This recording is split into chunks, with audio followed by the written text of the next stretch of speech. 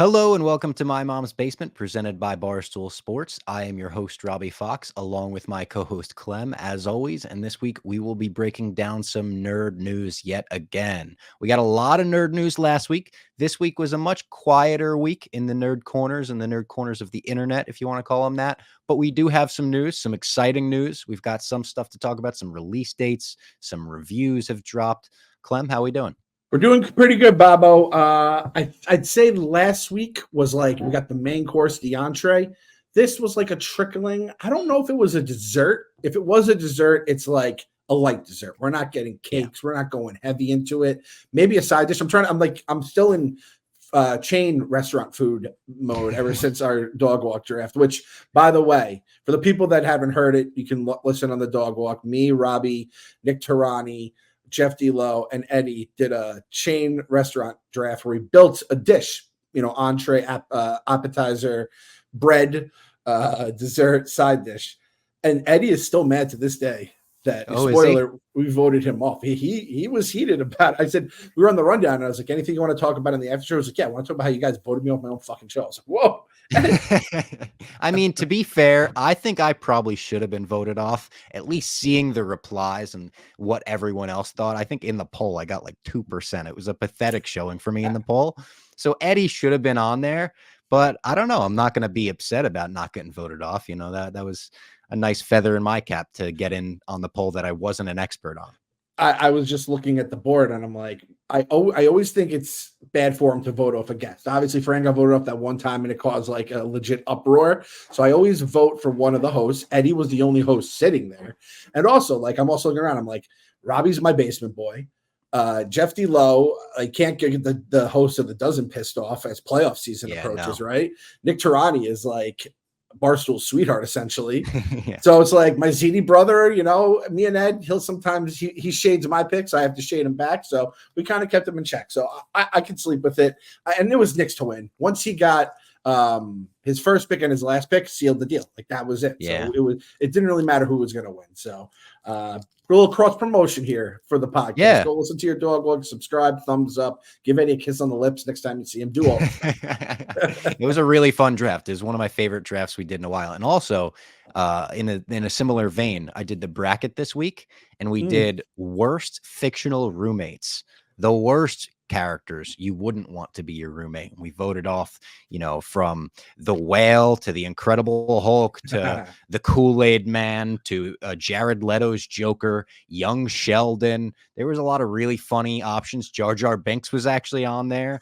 So go check out the bracket this week. Very funny episode of that. Is Jar Jar on the list because he's a Sith Lord and you don't want to live with a Sith Lord? That didn't come up. Yeah. One of you jerks could have just given me like 5 minutes of happiness there by talking about living with a Sith Lord. Not cool at all. I thought you were going to say Jared Cannabis was going to be one of the guys too. Now that we're allowed to reference all the Jared Carabas variants now in the Barstool universe, again, DK partner. Yep, hashtag DK partner for sure. Speaking of happiness, you said 5 minutes of happiness. I'm going to say this might be 5 years of happiness. The first news item has brought me. The first news item I want to talk about this week is that Star Wars Battlefront, the classic collection, will be released for Xbox, Nintendo Switch, and PlayStation 5 March 14th. The classic collection consists of Battlefront 1 and Battlefront 2, the original Battlefront 1 and 2. It's got the original Xbox DLC, which is Cloud City, Yavin 4 Arena, a planet called Renvar, Jabba's Palace for Battlefront 1. Hero Assault will be playable on all ground maps, which it wasn't before, which is the Hero versus Sith mode. You play as all the best characters in the game. And Kit Fisto and Asajj Ventress will both be in the game. I cannot wait for this. When I tell you Battlefront 2, I've been playing for almost 20 years now. I have legitimately been playing it consistently, whether it's on Xbox, PlayStation 2, my PSP, the remastered on regular Xbox, or whatever version's available right now on Xbox. I had an emulator on my Mac for a while. It is a timeless game where I've been playing against the computer for almost 20 years because it's that fun. The fact that they're now opening the online servers back up and making it a 64-player online game, I believe cross-platform and everything, this is all of my dreams answered. Thank the maker. Battlefront is back, and I will be playing with the basement boys and girls. We're going to link up. We're going to find a way to stream this. I want to be playing with as many stoolies as possible. Imagine 64 basement dwellers in one Battlefront arena, or, galactic conquest mode. I can't wait for this. I sent you the tweet or whatever when I saw it, and I was like, "Is this the one? Is this your game?" Because I'm old, and I had a different set of Star Wars games. I remember the X-Wing and TIE Fighter games, but there was other games that I played that were I don't know if they were first-person shooters that I liked. I didn't love them, and I missed the Battlefront series altogether. That was right after I graduated college, so I'm probably playing a couple sports games and just being a subhuman basically at that point of your life. So, I'm starting to work and stuff like that. So video games start getting cycled out of my life at that point. I'm kind of excited. I feel like I have to just because I'm in the basement with my boy here, I gotta get it. And maybe one of the kids, it strikes with them. And obviously everything is so is this basically the old games and they're just slapping the new graphics on it? Or is it complete different stories and everything? Do we know how exactly everything's going? So it's not completely new graphics.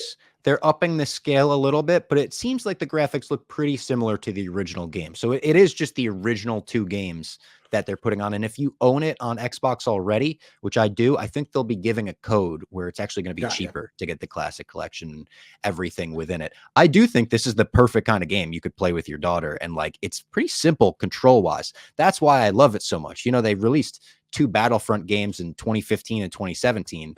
They're a little too hard for me, which I feel pathetic for saying that as a nerd, but I don't know. There's just something about it. I play online. I go fucking 1-in-62. It's the craziest thing I've ever. I'm literally a real life battle droid. You could slice through me like butter, and I can't do anything about it. The original is not complicated at all. The gameplay is very easy. The gameplay is so much fun. There are maps where you can literally go from shooting people with your blaster to hopping in an X-Wing, going into space, and then landing on a Star Destroyer, getting out, and then fighting people on the Star Destroyer. It was so ahead of its time. The dogfighting isn't too hard, which is always a pleasure because some dogfighting games are incredibly hard. The inverted fucking controls and all that shit. And when you play as one of the heroes or one of the big villains, Darth Vader, you feel unbeatable. The only thing better than that is when you kill one of the big villains as a random rebel or something. You're oh my God, I took him down. It's also not too violent. So if you got kids out there, if you're in the basement with kids, there's no blood in the game or anything. When you kill a hero or villain or whatever, they just drop to their knees and fade away. So it is definitely a game I recommend parents getting their kids into Star Wars through this. Because, man, this helped get me into Star Wars as much as I am. Some of my best nights were playing this game with my friends. So I'm looking at the older games that I might have been playing, obviously other than the dogfighting games. Dark Forces, I had the 2 Dark Forces games. That's got a great cover with the Stormtrooper on the cover. Yes, that's as soon as that came all rushing back when I saw the title there.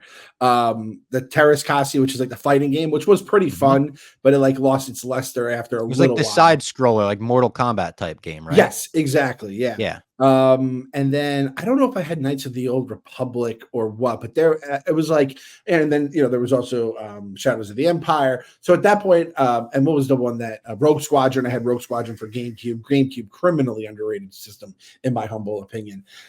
So I think I kind of hit a Star Wars oversaturation. Oh, and then also let's be honest, the prequels came out and kind of killed a little bit of my love for it. So I have this complete. It was oh, that looks cool, new Star Wars game. Not even close to my radar. I guess I'm just gonna have to jump in with 2 feet here, and if for nothing else, to stream with Bob Fox, especially because you're an Xbox guy, I'm a PS5 and Switch guy. So there's not a lot of times where we have some overlapping. This might be one of them, as long as it's cross-platform. Well, I'll be getting it on the Switch for sure because I need to be playing this on every subway ride, every plane, every train I take for the rest of my life. I mean, I would literally play it on PSP all the time. I still own it on PSP. My PSP doesn't work, unfortunately, but now I have a portable Battlefront back in my hands. I couldn't be happier about this. And you mentioned the prequels. There's rumors that we're going to get an Acolyte feature trailer, behind the scenes little thing attached to the Phantom Menace re-release in May. The Acolyte debuts, I believe June 5th is the reported date Oh, wow. that's coming out, which is sooner than, it's going to sneak up on us sooner than you would expect. I'll be seeing the Phantom Menace in theaters. I can't say the same for you. I saw that. It's 25th anniversary. Is that right? It's 25th Yeah. anniversary. Oh my God. Yeah. I think Castellani Black, like, you can go to the theaters and be let down all over again. And I'm like, Chris, like, that's cute for you to write. I actually would be reliving it all over again. You are not exactly, he's not the same age as me. So he probably didn't, I don't think he would have been able to relive it the first time. So yeah, I will be passing unless we special editions it. And, I see Darth Jar Jar, talking to the Emperor on the side. Other than that, I'm going to have to pass on that. Now, I think we've talked about this in the past.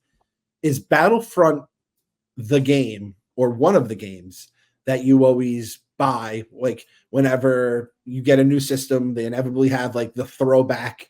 Is that the one that you always buy? Is there any other games? Is it Battlefront the game? It's Battlefront 2 specifically, and Battlefront 1 is great. I'm glad it's actually being included in the classic and they're not like just throwing it to the side. Battlefront 2 is just, it expands upon that in every way. Maps, levels, characters, modes and everything. But yeah, Battlefront 2 is definitely one of those games. I think I've owned Batman Arkham City and Arkham Asylum on a couple systems now. Trying to think what those games would be for me. I've owned Turtles in Time on a couple systems because they always will re-release that. It's like a lot of the simple older games that I think I will go back on every system. Do you have games like that? Yeah, so Street Fighter 2, I mean, I've probably bought like the 5-year anniversary, 10-year, like they always have anniversaries and you buy it. And then I think the last one I just bought on the Switch and it had like every game ever from like the original Street Fighter, which I don't think I've ever had played before, even though I was obsessed with Street Fighter 2 as a kid. And then you have like the Turbo versions, Champion. And then like I might actually, when they finally got to 3, I was like, oh my God, we made it to Street Fighter 3. It was a very big deal, Robbie. It was just the same fucking number every single time out. And then the other game was Phantasy Star 2, old Sega Genesis RPG that I absolutely loved. I love the story. I love the graphics, everything about it. So those are the only two. And like, I probably have, like you said, every PlayStation version of it on the Switch. I get it on like, if they released it on Game Boy Advanced, I probably had emulators, all that kind of stuff. It's on like 7 different computers I own. It is one of those things. It's funny. I feel like everyone has their, in the comments or tweet it at us. Let us know your game that you have bought every single time. And I mean, I'll play it for like a couple hours and then I'll forget about it and play like new games like I should be playing. But it's just something like, it's like your little binky. You need it at It's like a comfort game. Yeah. Yes, exactly. Lego Star Wars, the original, when they did the complete saga, that was one of those games for me. I think I owned the complete saga on PS2, Xbox 360, PSP, and maybe like a Game Boy. Like that was, because that's 6 movies worth of levels.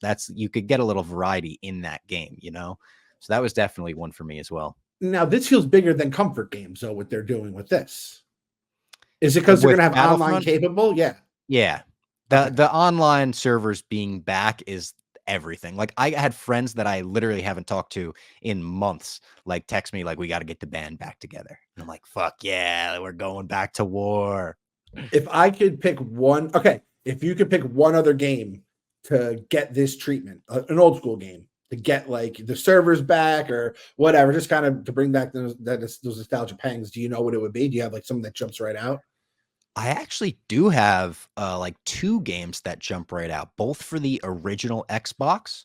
One was a fighter pilot game, just planes and shit, that was called Crimson Skies. That was sick.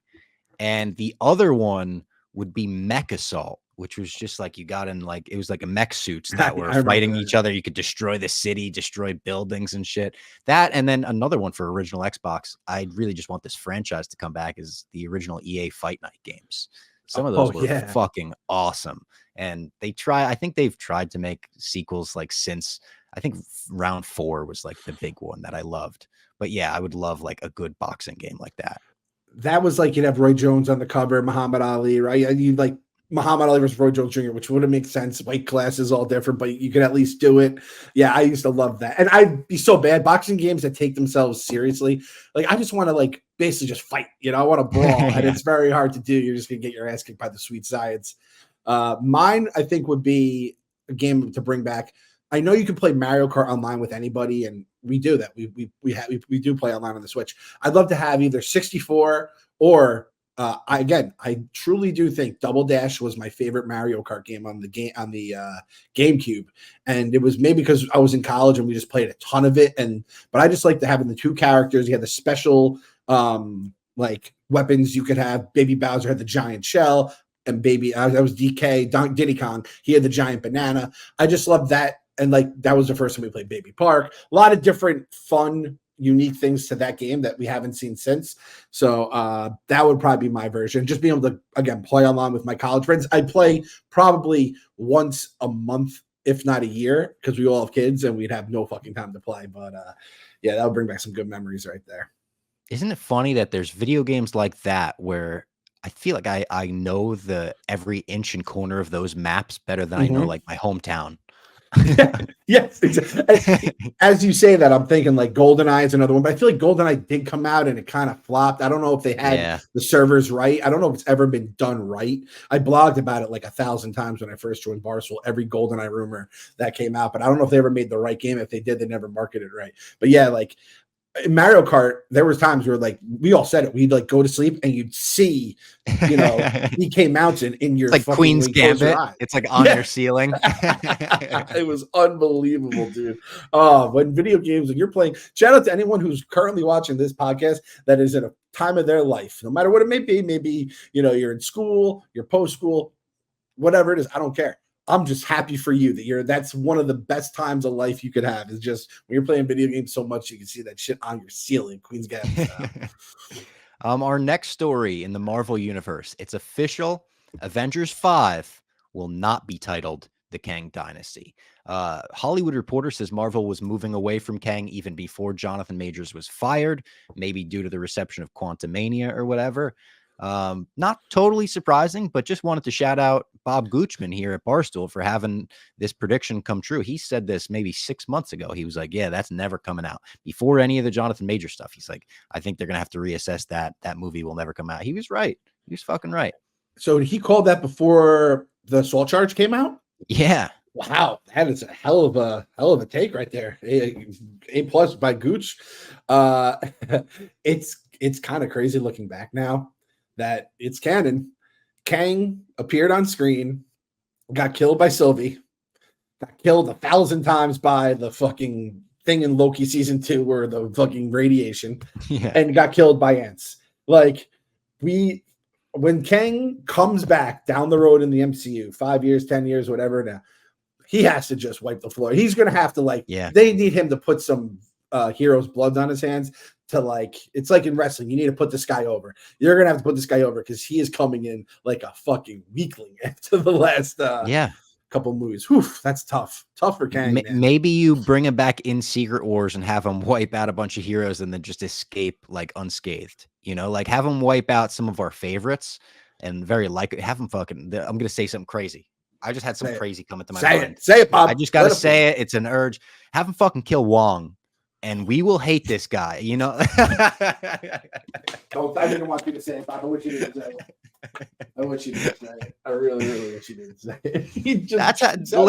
That's how you make Kang. It's not really his fault. I told him to say it. He said it, and it did its job, I guess. It really did. That's how you make Kang. If you want to make us hate him, hire that guy Coleman Domingo. He's probably the actor to do it. He seems interested. He's a fucking Oscar-nominated actor. Bring some prestige to that role. And, I'm not going to say it again, but have him do it, and we'll hate him again. We'll feel that threat. Man, we've come to this point, like the Wong boys. We were talking to Wong. I don't want it to happen, but realistically, I know if he kills Wong, I'm gonna fucking hate him. And that's what you need. You need us to hate him. You are right. It's factually correct. I can't argue with you. I'm not going to say I want to see it, but I cannot argue with the facts you laid out. Very well said, Bob. I wouldn't have said it myself, but you make some good points. You make some very good points, and I don't even want to say this, but I'm going to say it. If they kind of just do it where it's not even a big deal, it's like he chokes Loki out like Thanos does at the beginning of Infinity War. You're just like, oh, exactly. the stakes have been raised. This guy ain't fucking around, kind of thing. Just that's when you knew Thanos. This was boss Thanos. This wasn't, end of the level, runs away Thanos. This was boss man. He ain't going nowhere. This is going to be a problem. Infinity Stones are going to be in that gauntlet by the end of this movie. Oh shit! So he said it, guys. I apologize. I am an enabler by telling him to say it. So it's on me as much as on anyone else here. I'm sorry you guys had to hear that, though. I might have to put a trigger warning on the episode before this comes out. Just like trigger warning, Wong. Yeah, we were just in the basement talking about our favorite video games, just having a good old time. Yeah. It all changed so quickly. That's Jonathan Major's fault, not mine, by the way. yeah. That's on Jonathan. That is a good point. Yes. And you know what? Everyone's like, just throw it on the heap there. It's all his fault. We'll blame Quantum Mania on him too. Like, he was a real problem on set, and all the stuff we wanted to do was just because of his problems on set. So now let's just take a quick look at it's not even an autopsy, but just look at the injury report for the MCU. And it's they were already coming off an impossible situation after sticking the landing on Endgame, losing all those actors, obviously losing, the guy they're going to build it around in Black Panther. There were so many things that just went wrong. The pandemic, messing up the James schedules, Gunn, everything that happened there, everything with James Gunn. It's true. And then, you're just going to inevitably probably have a couple stinkers along the way compared to some of the other stuff that they had right at the end there. And then you're like, well, at least we're going to have Kang come in. And that was all of us. We're like, you know what? This is tough. But once Kang shows up, everything's going to be righted and the multiverse is going to be cool.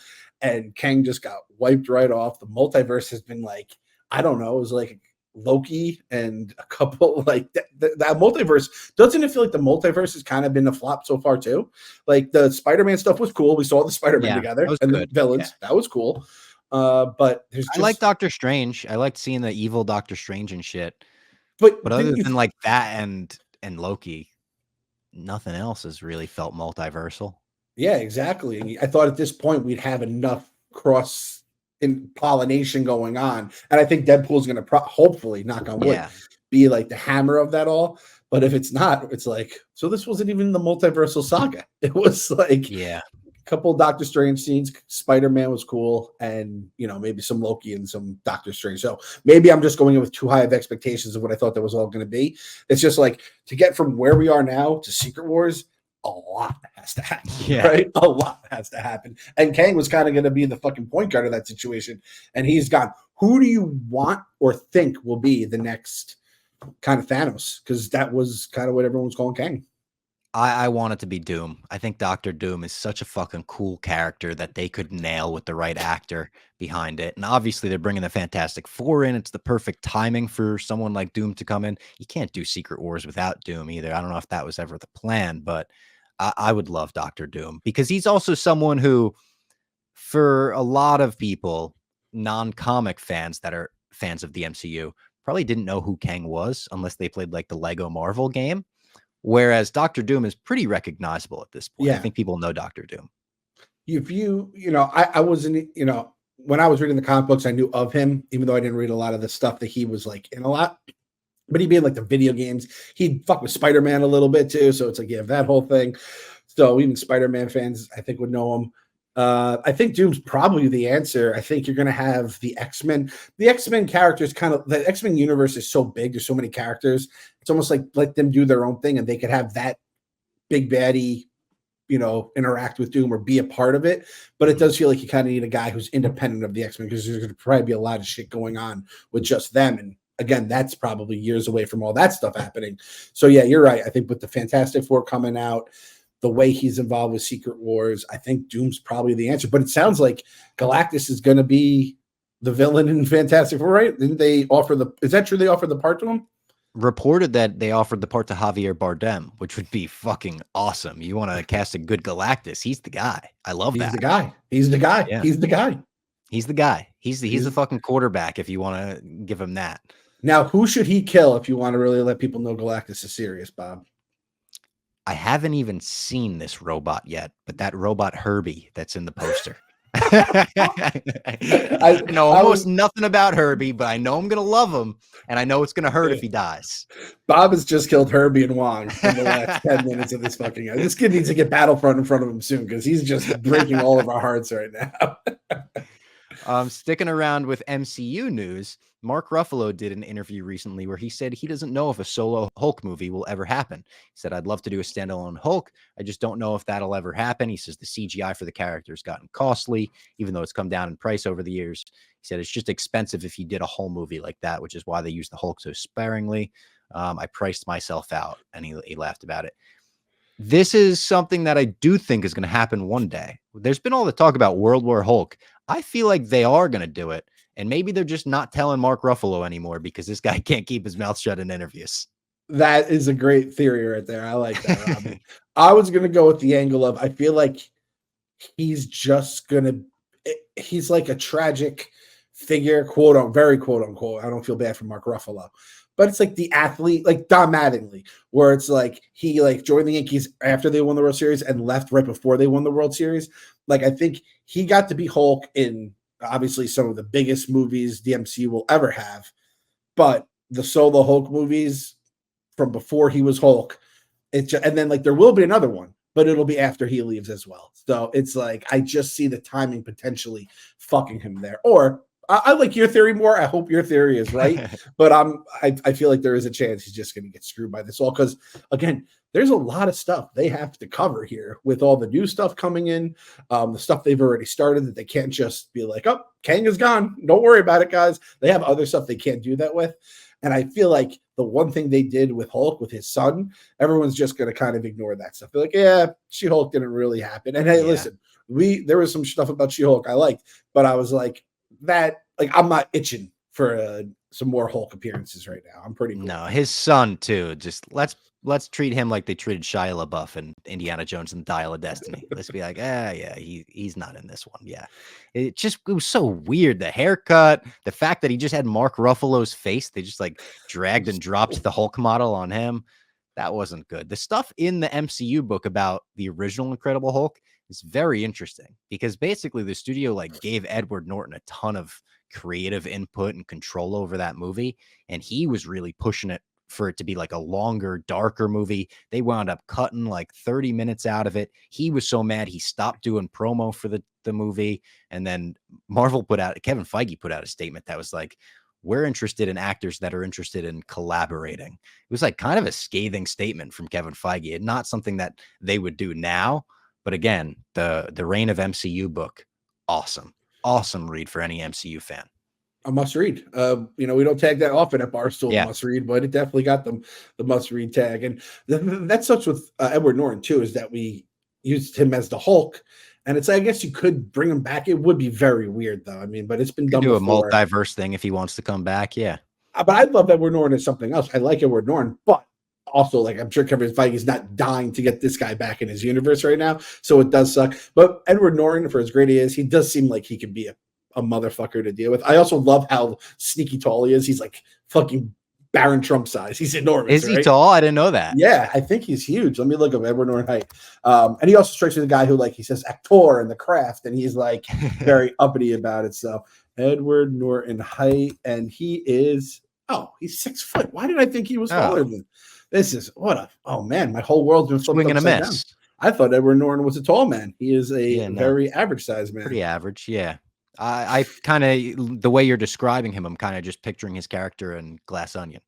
Just like that uppity. Yes. Which he's great in. He's so funny in Glass Onion with all the stupid shit he says that like you kind of pick up on. You're like, that, I don't think that was a word. And then later Benoit was like, and none of these were words. Yeah, it was so good. So I have to watch that again. The next story, this was a cool one. Some concept art for a pitched Batman Beyond movie has surfaced. 5 months ago, Patrick Harpin and Yuki Demers, directors on the Spider-Verse movies, walked into Warner Brothers and pitched a Batman Beyond animated movie. They said before they pitched, they were warned there's absolutely no way we can do a Beyond movie, but they loved their enthusiasm, let them pitch it anyway. And they said what started as a never has turned into a maybe. And now they're trying to pitch their way up the company to get to James Gunn. And they did a very smart strategic move here by showing 3 pieces of concept art that look amazing to be like, maybe this will get James Gunn's attention. It reminds me of like Ryan Reynolds having the Deadpool test footage leaked so they could get funding for the original movie. Like they put out the test footage and the fans were like, this is fucking awesome. Why isn't anyone funding this movie? Boom, Deadpool was made like 2 years later. I think this has potential all over it. The animation looks very Spider-Verse in style, but different enough. It doesn't look as comic booky, just very neon Blade Runner-esque. And Batman Beyond is such a fucking awesome fan favorite character. Batman of the future. You get an old Bruce Wayne in there. You get Ace the dog in there. Terry McGinnis. I think there's potential all over this, especially now that James Gunn is saying he wants to have DC animation intertwined with the DCU. He wants to bring up DC animation. Batman Beyond is the route. I mean, why wouldn't you ever pitch something or at least put something together? I don't know how many man hours and time it takes, but it's like to even just get the no to a maybe. But with the way the internet is, if someone catches wind of something, like the way viral shit goes and how you can just get greenlit or just become a star, it's like if you have something you think is awesome, like just get it out there. Or even if like it's like, hey, had a meeting with DC, got turned down, but here's the movie, or this is the concept art. And if it goes super viral, and like James Gunn is someone who definitely would like listen to fans. Like I don't think his ears to the Twitter streets or anything like that. But it's like he knows when something is good and he'll lean into that, right? So I love it. That was the one thing as I saw it and I was like, this definitely has some Spider-Verse-y stuff to it, but I think that's just the way animation is going, and I think they wouldn't be very cognizant not to do it. But you could do some really cool stuff with Gotham. Right? Definitely. And I'm sure it's future Gotham. So it's all neon and like weird. And like I said, very Blade Runner inspired. And definitely you could do cool stuff with Batman Beyond Gotham. Bob, I have to admit, I just been looking and trying to figure out who this sneaky tall actor is. I'm looking at all these sneaky tall actors, and I don't know who I was thinking what they were. I know Conan O'Brien's 6'4". I always knew he was like crazy tall. I didn't realize Ben Affleck was 6'4".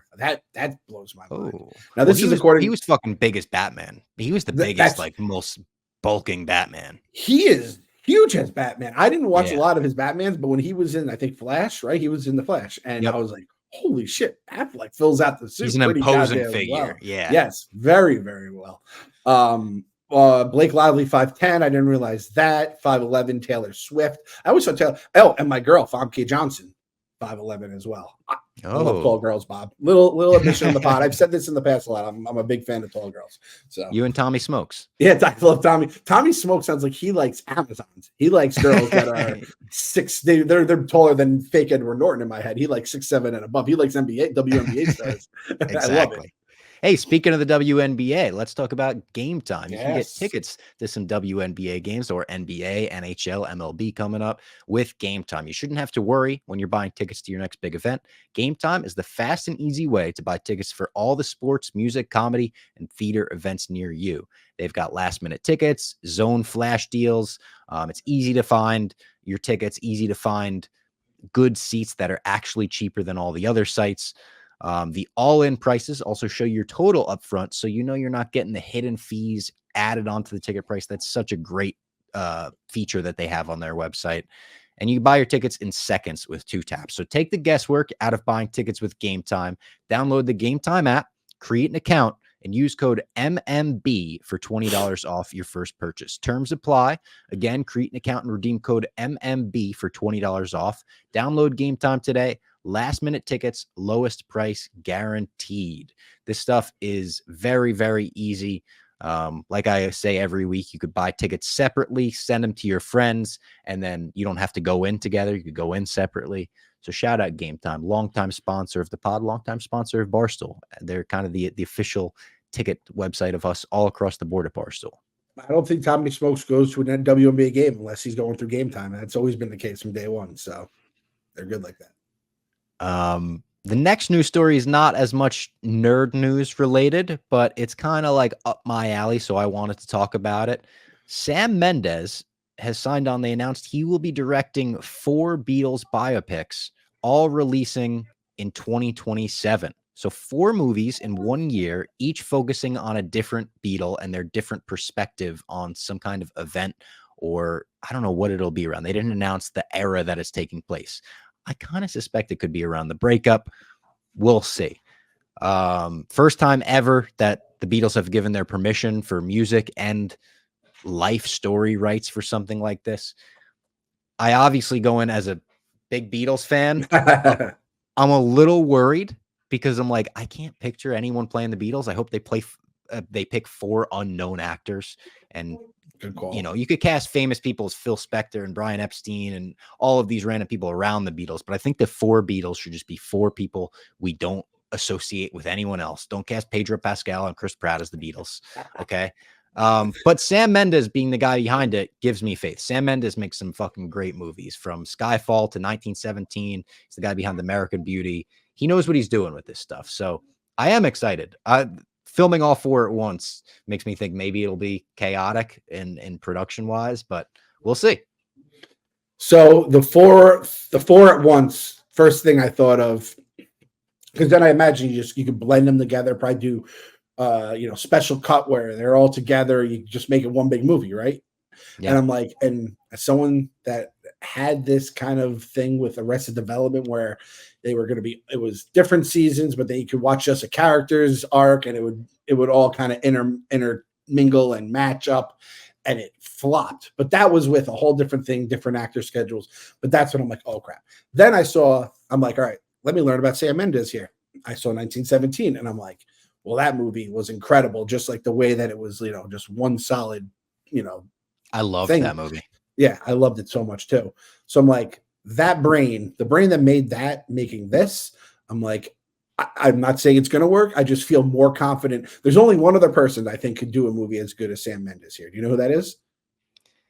For this, I mean, I'm not a fan Matthew of Vaughn. Trilogy. The answer is Matthew Vaughn. Matthew Vaughn is our god. He's always the answer. That's Bob. funny. Just so you know now. I was going to say there's one other guy I would trust with this, and it's crazy coming out of my mouth, but it's Peter Jackson. After seeing what he did with Get Back, like, I trust that guy with the Beatles at this point. I think he takes the Beatles as sacredly as anyone. But that's the thing. It's a small target to hit. You got 4 fucking movies, and they each have the smallest target you got to hit. It's also, I love my man Ringo here, who I put on the inside of my arm, but it's going to be sad when all 4 come out and his is the least in the box office. That's tough. That's trying to think of like a movie series that there's 4 movies, or like, honestly, I don't know. I don't know this. I feel like, though, that's the Donatello figure of the 4 Ninja Turtles. Now, this is the thing, though. I'm a Donatello fan. So if it's not Donatello, it's Wrath. I don't know which one is the least of the 4. Like, Michelangelo's #1 bestseller. We know. It's Donatello, I think. Donatello is, if you polled 100 kids, I don't know how many are saying their favorite turtle's Donatello. That's the thing. So I personally, he is my favorite. And I believe my daughter said he's her favorite as well. So I'm like, maybe Donatello's a little more loved than I thought. Raph's kind of a dick, but I don't know, man. Dick plays though too. So, but that's anyway. Dick plays. There's our hashtag for the day. Hashtag Dick plays. I was gonna have comfort games. We cannot do hashtag Dick play. That is going to be porn up and down the pages. We can't do that to the basement boys and girls. All right, I'm going to do this one live on the pod too. I'm going to look up. No. I'm going to see what we have here on this. It's going to be don't put it in the reflection of your glasses. We're going to get taken off YouTube. Honestly, Bob, 1, 2, 3, 4, 5, 6 on the top Twitter. Nothing bad. A lot of stuff about Andy. There's only like 10 tweets. It's really not bad at all. There's nothing. Hashtag Dick plays. Hashtag Dick plays. Dick plays. That's why, because it plays. Yeah. But yeah, I'm with you. The Ringo Star, it's like, billion, 200,000. Like, not million, thousand. George will probably, I assume George and Ringo will be similar, and then Paul and John are obviously going to be. John's going to be the winner, though, right? Because he's John. He died early. But Paul's going to be able to promote his. That's true. He's probably going to promote all of them. But I imagine Paul's going to be on every late night show before his movie comes out and shit. I don't know. Do you throw like Ringo's in 3D and IMAX to kind of juice the numbers a little bit. So it's like you're buying the IMAX ticket for $25 instead of the $18 ticket. Like we're gonna have to do some funny money business here to get those numbers up for sure. People were saying they should be different genres. Like Paul should be like an introspective drama about how he misses the band. John should be like a romantic love story, him and Yoko. George's is kind of out there because, you know, he was into all that different Ravi Shankar stuff. And then Ringo's can just be a screwball comedy. Have like a studio audience and everything too. And yeah. Like sound effects, bong. I like that. Now, this is the thing though. Like, man, if they miss that target though, even if like they miss it slightly, just to be a lot of angry people on the internet. Which well, it's either going to be amazing and like some of the best music biopics of all time, or they're going to be called like the worst thing ever done because you disgrace the Beatles' memory. It would have had some pretty sweet like DVD sets, and there would have been some cool shit. I'm sure they could still release it, but I mean, our boy Clemmer blogged the other day, Best Buy got rid of the movies. They got rid of the CDs. Now the movies are gone. I think they said all physical media, which means the video games are gone too, right? Yeah. Yeah. So it's crazy. Tough day in the basement, man. Basements were 90% like physical media when I was growing up. You just have fucking shelves of VHSs and DVDs. Gonzo. It's all streaming now. I literally looked up the Battlefront game to see if the classic collection will get a physical media release, and it's so far nothing is announced, but I was like, I would like to own that. Once again, I'd like to own a case that I could put on my shelf over there and have Battlefront. But yeah, hopefully it'll make a comeback at some point. I saw AT&T was down all day. Leave the World Behind is hitting. Like that is, if you saw that movie on Netflix, it's some scary shit, and that movie reminds you that physical media is like here to stay, because it's the only thing that'll be here if like a nuclear fucking sonic cellular bomb drops or whatever. I mean, and like Clemmer said in his blog, like if the place that owns the media says this episode is too risque or what, I wanted to watch the Michael Jackson Simpsons episode and I couldn't do it. I'm like, where is it? I'm like, oh yeah, that's right. It got taken off because I mean, granted, fucking Michael Jackson, fucking horrendous, but I had to dig into the DVDs I had and throw it in there to watch it again. So it is one of those things. It's like a slippery slope where you lose all this stuff and, you know, things can just disappear and never come back. The next two news items are not huge, but they're just two kind of like not announcements, but one is that Dune 2 has reviews out after 122 reviews as of this recording. It's sitting at 98%. People are calling this one of the best sci-fi movies ever made. People are saying, you know, the first one is just the appetizer for the full course that is Dune 2. I'm going to have to rewatch the first one before I go into this one, but I liked the first. I wasn't in love with it. I wasn't like Jeff D. Lowe, but I certainly liked it. I'm excited for Dune 2, especially after hearing all this.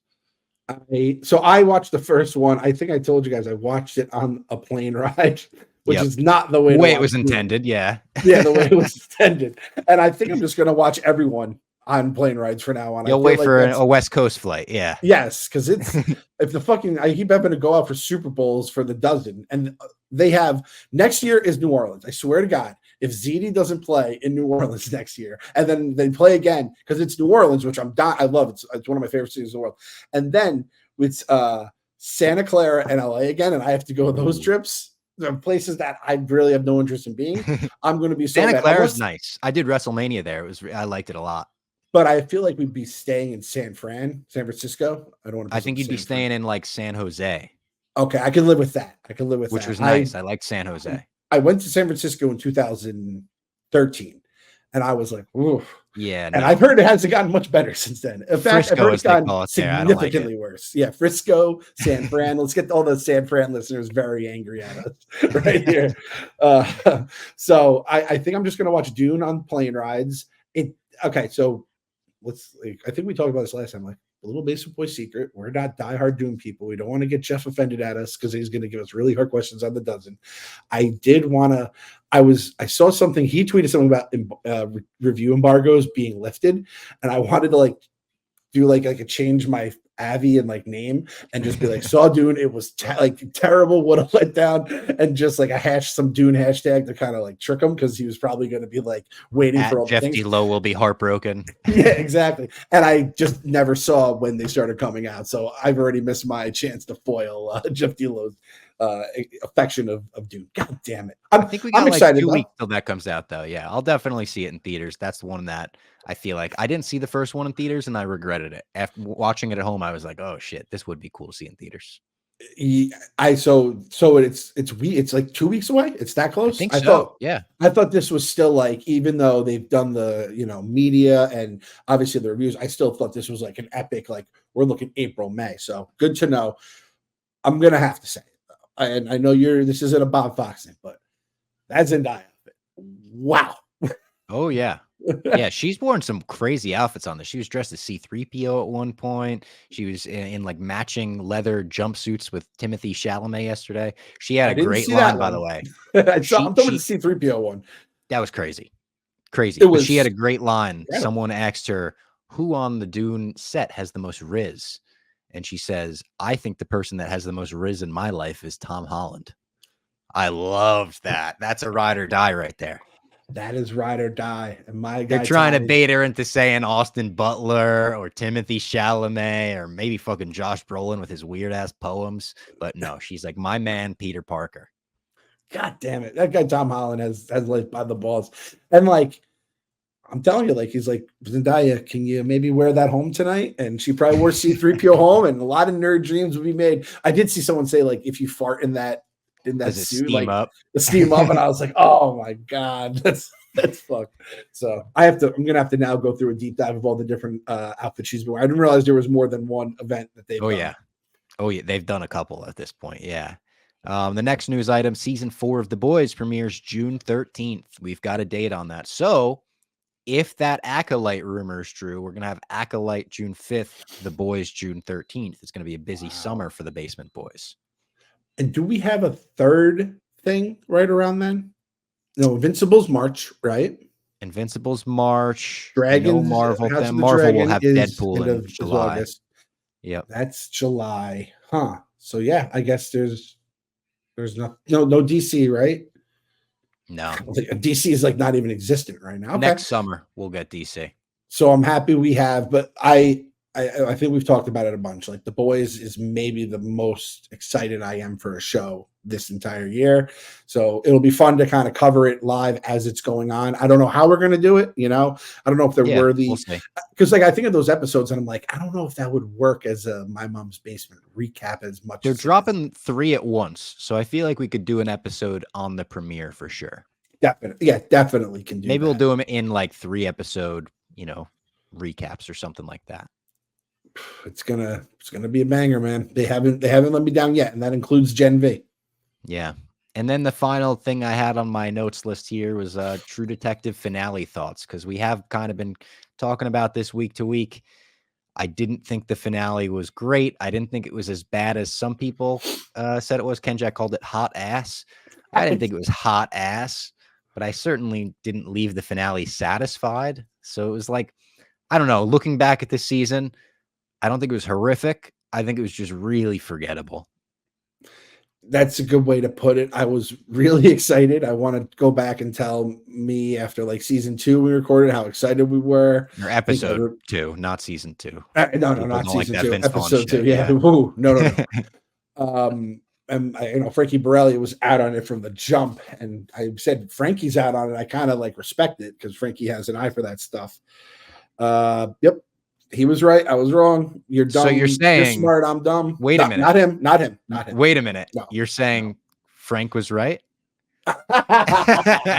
Never. Frankie was correct. I'll say that. Frankie was. You can hashtag. Maybe put that as a hashtag. Frankie was correct. I will say that. You sons of bitches. I did tweet him. I said you were kind of right. We were kind of like. I still don't agree. I don't think the season looked like a Hallmark movie, like he was saying. I don't think the acting was that bad either. I just think the story fizzled out. That was they left us with a bunch of unanswered questions. The questions that they did answer, was what Ken Jack called Mop Team 6, which I don't think spoils much. As soon as that sequence started, it felt like a different show. Like I was watching a different show. It was so like over the top and yeah, not great. And I was like, are we rolling with this, or are we rolling with something else that is, I'm like, I don't know if this is better or worse than what I would be rolling with if it's not this. I was very upset. I thought they left a bunch of stuff undone.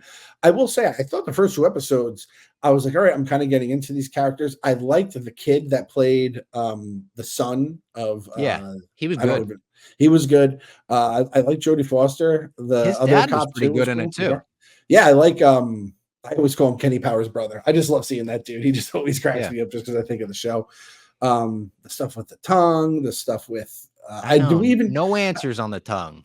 Did we get a resolution on, like, was he just being stood up by the Russian bride, or what was going on with that? That was a dead end storyline. That went nowhere. Yeah. And I said to you last week, I said, Bob, I said, I feel like there's a lot of stuff that still has to get wrapped up.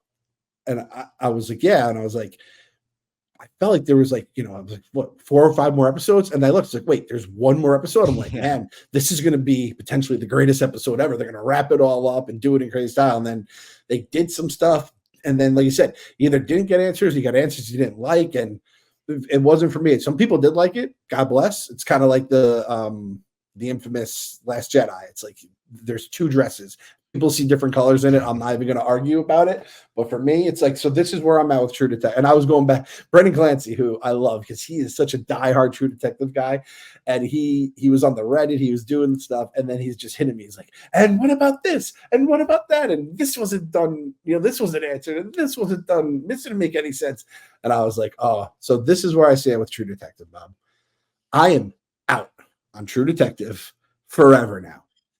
If it gets, like, legitimately, like, tremendous reviews for, like, 3 episodes, I'll catch back up. If I get spoiled, I get spoiled. And then I'll go back in. I'm not doing this again.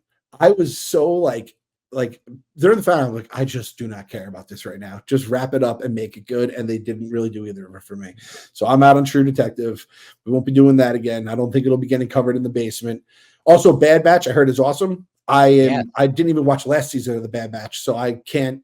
We did that with Ken Jack. Ken Jack reached out. I was like, hey, you guys want to do Bad Batch? I did it, but it was like for Ken Jack. It wasn't because I wanted to do it, or like I was happy I did it. But it's like I'm a season, and then is the season 3 done? No, so just 3 episodes of season 3 are out. Sounds like it's pretty damn good because people are asking us, got to bring it to the basement. You said you watched episode 1 of season 3. Very good. Very good. I like it a lot. Maybe, but like this will have to be a Bob thing or some. Get Carabas in the basement and have him cover some Bad Batch and some wrestling too. Maybe I'll get Ken Jack or something, because it might not be a week-to-week recap thing. It might be we'll do episodes in clusters, but already I could tell, like, oh, we're really leaning into, like, we're setting up the sequel trilogy. This is what we said Filoni's going to do, where he's bridging the gap. And he's telling us about cloning and Palpatine wanting metachlorians, which they very specifically don't say the word metachlorian because they know it's triggering. So they call it an M count.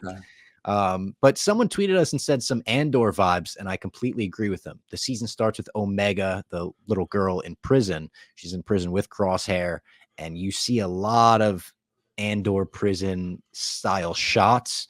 Even the way the Empire's treating prisoners and suppressing them is very like, okay, we're going along the same themes here that worked on that live action show. And they're really working on this kind of kids show, but it is a little more mature this season so far. So I'm very excited for the season to progress. I hope we get some more Palpatine.